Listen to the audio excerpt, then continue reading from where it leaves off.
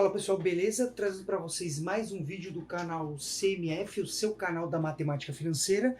E nesse vídeo a gente está gravando num formato totalmente diferente e a câmera é olhando para vocês e dessa vez com camisa, apesar de sem camisa ser muito melhor, mas como esse é um canal sério, nós devemos estar à altura. Muito prazer, sou o seu guia, tanto nas aulas de matemática quanto nas aulas de finanças pessoais e investimentos. E para continuar nossa playlist, nós vamos falar hoje de fundos de investimento. Mas o que são fundos de investimento? Dá uma olhada na nossa playlist de finanças e investimentos.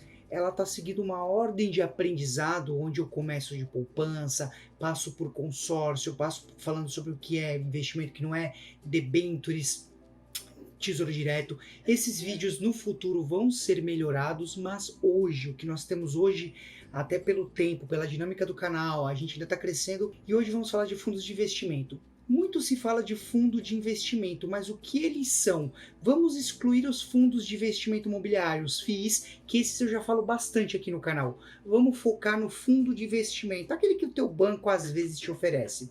Gente, mas o que é o fundo de investimento?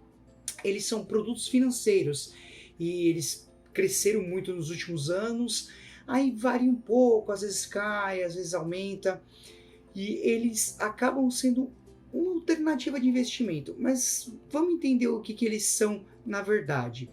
Eles são constituídos na forma de um condomínio, uma união, um agrupamento de pessoas com uma matriz, um administrador, para fazer aplicação de recursos em algumas formas de investimento que vocês vão entender ao longo do vídeo. Então, as pessoas vão se juntar sob a tutela de um administrador, de uma gestora, para investir num determinado objetivo que a gente vai entender melhor, num determinado alvo, num determinado tipo de investimento. Eles são administrados por uma instituição financeira que reúne os recursos e as pessoas físicas ou jurídicas e faz a gestão desse fundo, pega o valor total e cria as cotas para que as pessoas possam participar. A instituição aplica esses recursos em uma carteira diversificada de títulos com o objetivo de valorizar o patrimônio dos investidores. E o prazo de duração desses fundos é indeterminado, assim como FIIs. Tem FIIs que são determinados e FIIs que são indeterminados. Pessoal, eu vou fazer muito paralelo com fundo imobiliário. Dá uma olhadinha em alguns vídeos do canal que já avançam um pouquinho desse aqui, da playlist, que eu falo muito de fundo imobiliário. E se você não conhece, assiste esse, depois vai procurar FII, mas é fácil de entender. Tem uma instrução da CVM, que é a 409 de 2004, que ela fala sobre disposições e alterações dentro dessa questão de fundos de investimento em geral, né? Cada fundo de investimento ele deve apresentar um regulamento que dispõe sobre as suas regras, as características específicas do fundo, sempre de acordo com a referida instrução permite, com o que a referida instrução permite. E todo fundo ele tem um administrador, tá? E qual o papel do administrador do fundo?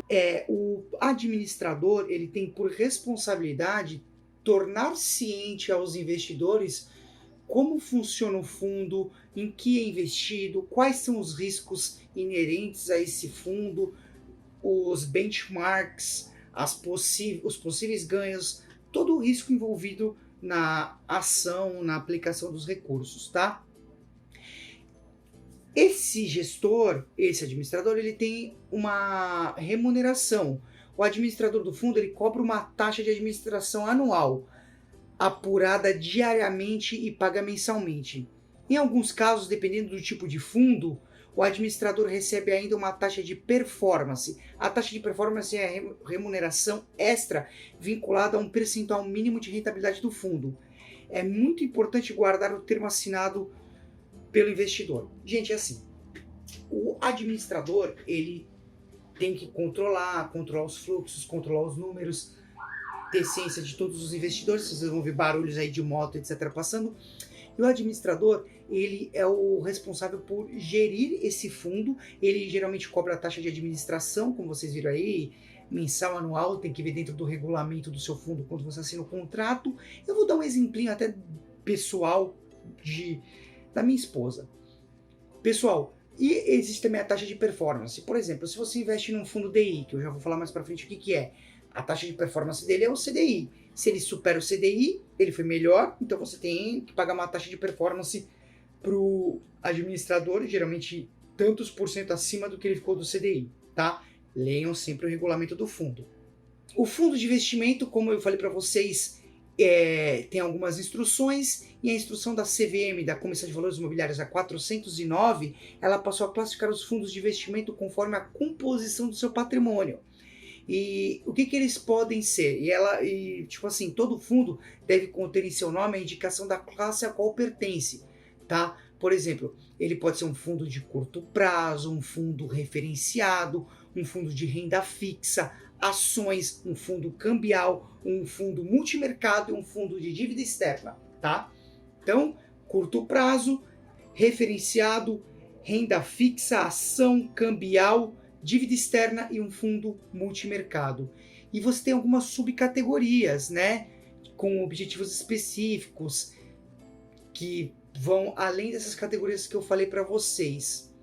Eu não vou colocar na tela agora, porque esse vídeo eu vou gravar de uma forma mais tranquila, mas no futuro eu vou trazer para vocês vídeos mais complexos, e aí eu posso fazer remakes desses vídeos com uma edição um pouquinho melhor. O canal está crescendo, o vídeo vai ser bem instrutivo para vocês. Gente, na categoria da Anbima, que hoje ela está junto com a B3, e que juntou com a Bolsa de Valores, com a Bovespa e viraram a B3, mas ela regulava e regula ainda as categorias dos fundos de investimento. Então você tem lá um fundo de investimento de curto prazo. A categoria dele Anbima é curto prazo. E o tipo Anbima, curto prazo. E quais são os riscos dele? O DI e a Selic. Um fundo referenciado, tipo dele na Anbima, ele é um referenciado DI. E o risco dele é a DI e a Selic. É renda fixa, os juros do mercado doméstico, crédito, índice de preços. Um fundo renda fixa, né, tipo Anbima, crédito livre. Aí você tem lá juros do mercado doméstico, mais crédito, mais índice de preços, mercado doméstico e alavancagem. Aí você tem renda fixa índice. E por aí vai. Aí você também depois tem os fundos multimercados.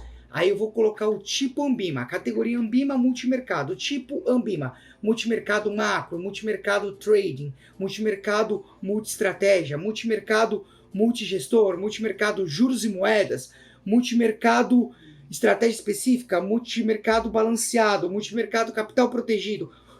Tem muita coisa de multimercado. E aí ele, como tem diversas classes, o risco deles são as classes que ele está envolvido. Leia o contratinho para saber qual é o multimercado que ele está envolvido. Os de dívida externa, dívida do exterior, aí os de ações, ações Ibov indexado, ações Ibov ativo, ações Ibov indexado, todos eles são o índice Ibovespa, tá? E aí você tem outros de ações também. Então deu para entender um resumo dos tipos de fundo no seu tipo Anbima e na sua categoria Anbima, na sua categoria Anbima e no seu tipo Anbima. Aí você tem fundo de previdência, previdência renda fixa, previdência balanceada e por aí vai. Então assim, é uma tabela enorme. Procurem no site da Anbima que vocês vão achar mais detalhes sobre isso. E como funcionam as emissões e resgate de cotas?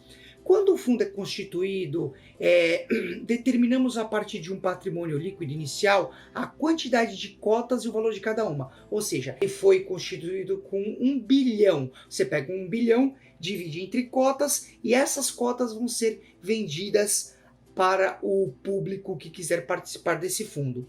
Aplicar em um fundo, quando você aplica em um fundo, o investidor está, na verdade, comprando cotas na emissão da cota. Aí você também tem que ficar atento à compra ou à aplicação e você tem que utilizar algumas coisas. O valor da cota do dia ou do seguinte ao da efetiva disponibilidade pelo administrador dos recursos investidos, segundo disposto no regulamento. Então, o valor da cota ele vai estar disposto no regulamento quando o fundo começar a ser trabalhado, tá?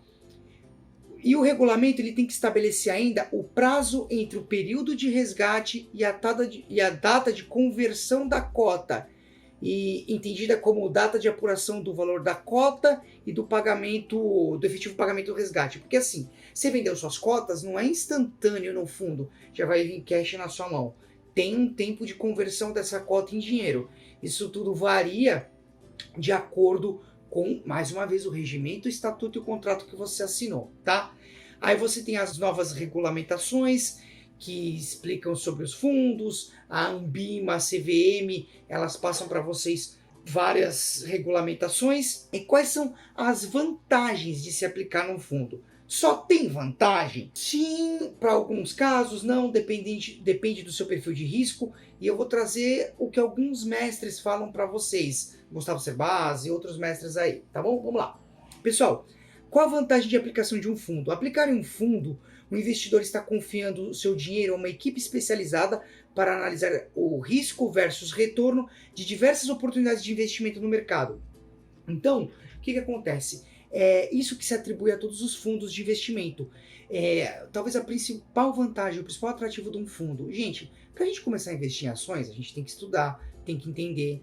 Ou muitas vezes você segue dicas, vai lá e faz trade, ou você segue dicas. Mesmo que você seja investidor de médio prazo, longo prazo, você não estuda a ação e simplesmente fala: ah, Petrobras é boa, ah, setor elétrico Taesa é legal, ah, setor de bancos Itaú. Você vai lá e segue esses palpites. E a sua carteira muitas vezes é o Frankenstein, como fala o nosso querido investidor Sardinha. E quando você investe em um fundo, você está pagando as taxas de administração e retorno, essa delegação para que você possa investir com uma certa tranquilidade, mas você paga por isso. E o fundo de investimento, ele apresenta isso como vantagem, tá? Qual é a desvantagem? Você investe seu dinheiro, mas você está pagando taxas de administração e taxas de desempenho para que uma pessoa faça a gestão do seu dinheiro. Existem gestores, existem influencers digitais, existem pessoas especialistas em finanças que não gostam dessa terceirização de responsabilidade. Eles acham que se você quer investir seu dinheiro, você tem que ter a mesma seriedade como você tem para trabalhar, como você estudou para ter uma carreira e uma profissão. Então, é claro, você não tem tempo, você terceiriza isso para um gestor que sabe muito mais que você. Você tem tempo, vai lá, aprende e mesmo assim é aprendizado contínuo, tá? O próprio Gustavo Cerbasi, que é um dos maiores influencers e um dos maiores especialistas e consultores financeiros que tem, fala de fundo imobiliário de fundo de investimento numa boa. De fundo imobiliário, é claro que ele fala muito bem, mas ele fala de fundo de investimento numa boa, sem nenhum tipo de crítica, tá? E aí a soma de todos os recursos dos investidores garante que o fundo poder negociar maior. Então assim, você quando vai comprar suas ações, você tem um dinheiro limitado. Um fundo, ele tem muito mais capital. Então ele consegue investir melhor. Ele tem especialistas que vão entrar nos melhores momentos nas ações, que têm as suas estratégias. E é por isso que você acaba pagando. Você tem que ter alguns cuidados na hora de aplicar. E quais são eles? Estar atento às características do fundo, se ele é fundo cambial, multimercado, quais os tipos de risco. Verificar o valor cobrado da taxa de administração, comparando com fundos de mesma categoria. Geralmente, quanto maior o valor da aplicação mínima exigida pelo fundo, menor é a taxa cobrada.